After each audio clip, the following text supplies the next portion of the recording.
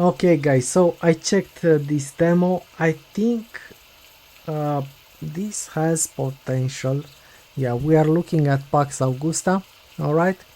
uh, I did stop at half through the tutorial because I just couldn't do it anymore. The reason is that it's so detailed, it bombards you with information, and you guys know I play like 1 hour and a half max in city builders in the demos. I don't wanna play a day. Alright, so I got my impression and then I just stopped.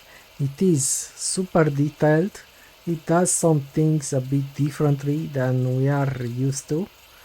But also I think they are right to say that this is going to be one of their, let me read exactly what they said.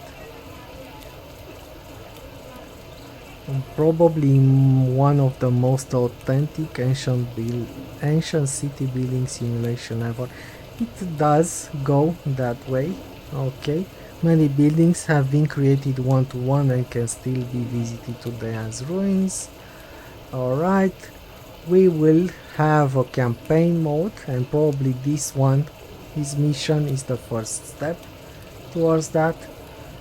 Uh, and we will have sandbox mode also, and I will give you some previews for some of the buildings just to give you an idea about the scope of this game. I mean, it is technically, I'm not sure. The dude insists it's a single developer, then he says this was a cooperation between 4 friends. Uh, anyway, whatever they decide it to be, you can make sure the team is small.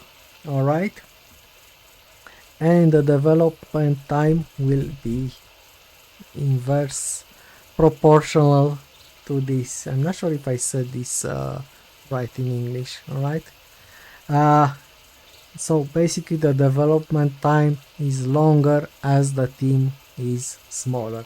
That's what I wanted to say, so keep that in mind. I will assume that this release is in early access, but it doesn't say. I didn't find any info on that, but probably it's going to be an early access period. Alright, and overall I kind of like it. I mean, it's interesting from what I've played, and what actually drew me in. I mean, I know technically the looks are a bit outdated. They are more on the line to Banished, in my opinion.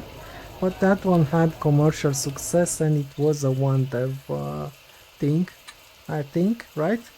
If I remember correctly. I actually have that one on my backlog. I do want to play a full playthrough on Banished when I get the time. Yeah, so graphically it's on the same parity, maybe a bit better, right, than Banished. Maybe the textures look a bit more bad, a bit better. But other than that, it does a good job in my opinion into providing the immersion required. And no, I'm not doing a promo for this, it's just my opinion. What can I say? Let's move on about the way the game is structured, okay? So we start the tutorial by going to world map. I think that will be used especially in the campaign mode for storytelling purposes. Also, we do also have a regional map in which you can conduct trade. This is our city over here, and yeah, these probably are all trading partners or possible trading partners over here. Okay, so that's cool. I rarely see regional trading in games. I do see it on the same map. Okay, but probably for performance considerations they decided to get a regional map going and just leave you this map for constructing. I think that was the logic. It's a pretty cool idea. All right, now the way things are getting the way the buildings work at some, as far as I could tell, is that in some cases you have to place a main building and you expand it. I think it like a system of add-ons, right? So in the case of this, when you start making your burial grounds and stuff like that, you have to place let me find it, a pyre first, alright, and then the rest of them are tied to the pyre, including decorations.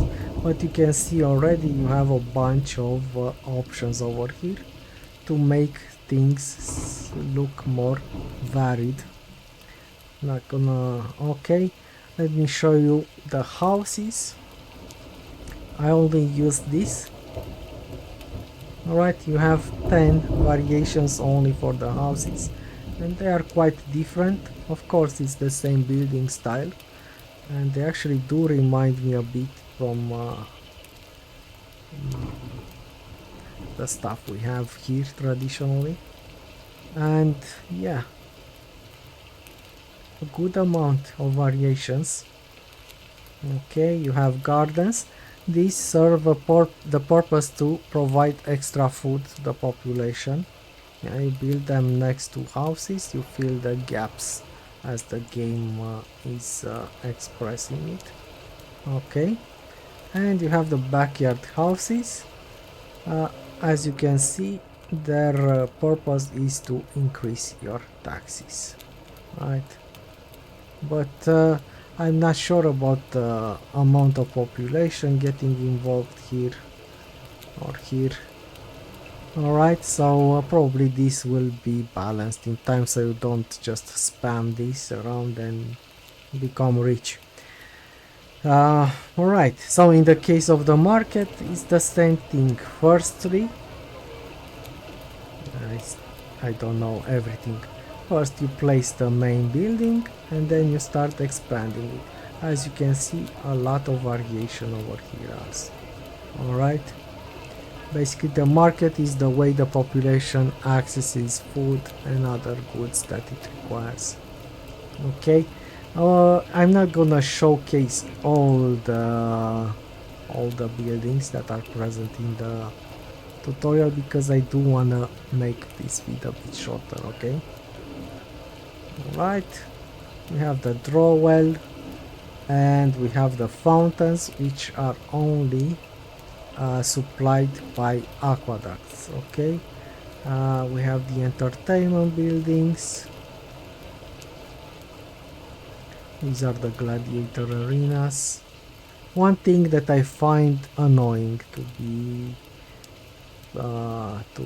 honest, about the game, is that they don't allow you to pre-place buildings. You have to pre-place the roads first and then the buildings, which can be a bit limiting, since I don't know how you guys do it, but I usually tend to build the roads after.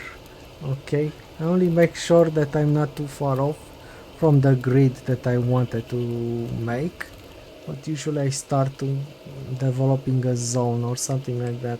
I mean, that's just me, but oh, it was next to it. Let me see.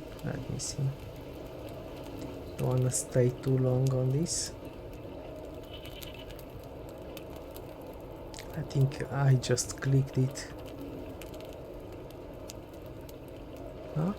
This one I can place. This one doesn't have restriction, weirdly, but the houses do have. Okay, let's not see. That's what I was referring to. I don't know if this should be, as a restriction. I will decide how I'm building. You don't need to force me to have a road there, and stuff like that. Alright, let's take a look at a few more things. The wood production line, I already built it. It's this one. Okay, it's full as you can see. It has been running for a while. The rest I didn't touch. Of course, marble was super important for higher grade buildings in Romans times. And we talked about the market. The foreign trade is handled through the custom buildings on land. Okay. Uh, huh. They come here and they deposit the goods over here at this building, and then they spread it around to the proper warehouses. Not sure what these things do, but they explain some stuff. Alright. City walls. As I said, I don't want to showcase everything.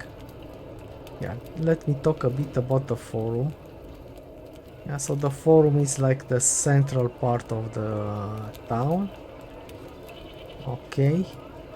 And it starts around this shrine. Everything starts around this. There, yeah, that guy is it's blocked over there. Alright, and you build all the scriptoria and stuff like that around that area. I think you have to connect them to the marble that the game told me to build over there, to that plaza, and they all have to be connected between themselves. Some of them are already placed, like the small rostra is this one, and this allows you to read news from the empire. The calendar is this one. I didn't pay attention, so I'm not sure if this started showing only after I placed the calendar or not. Okay. There might be a connection there. These, I don't know what they do. I do know basilica now means church, right? It's a word reserved for a small church or something. It's tied to religion. Tabularium might be an archive or of some sort, but this, I don't know what their purpose was back in the day. And you have a bunch of decorations, a lot of stuff. A lot of variations. Let me show you the temples. Over here also you have a good amount of things. Super good. I like it. I like it. I will keep an eye on this one. I will keep an eye on this one. It feels like it would be something interesting. And it could be cool to get through the campaign from the story mode. Keep developing cities, keep aiming for the highest place in the Roman Empire. Alright, let's stop over here. I think I gave you an impression good enough from what this yeah, for this game. And yeah, I'm definitely gonna keep an eye on it. I'll follow it, but definitely I will not buy early access. It's just too much of a small team. Okay, and I don't know how long the development time will be, but I will follow it until it releases, and I'll give it a go for the campaign. Alright, I do miss campaigns in city builders. That's why I liked the Republic of Pirates demo, because it featured some more stuff than just simply making a city bigger and fulfilling needs and stuff like that. Yeah, maybe that's why I like the Frostpunk, the first Frostpunk game. I'm not sure about the second one. I haven't tried the demo. I'm not ever going to pay for a fucking demo, ever, if you ask me, because that's what that was, pre-order so you can play the demo in April, right? That was the deal. No, I'm not doing stuff like that. I'm gonna check the demo closer to the release. They will have to release it at some point in that period. And let's stop over here, guys. I will keep an eye on this one. It really feels like it has potential to become something cool. Okay. Even though, as I said, graphics seems to be a problem for most of the players. Posting criticism on the game's Steam forums, I think it's enough to give you the immersion required. Alright, and that is it. Bye bye. Thank you for watching, guys. Keep it up. I have tons of demos that I still need to check out. Oh my god, at least 10 I think at this moment. So, bye bye.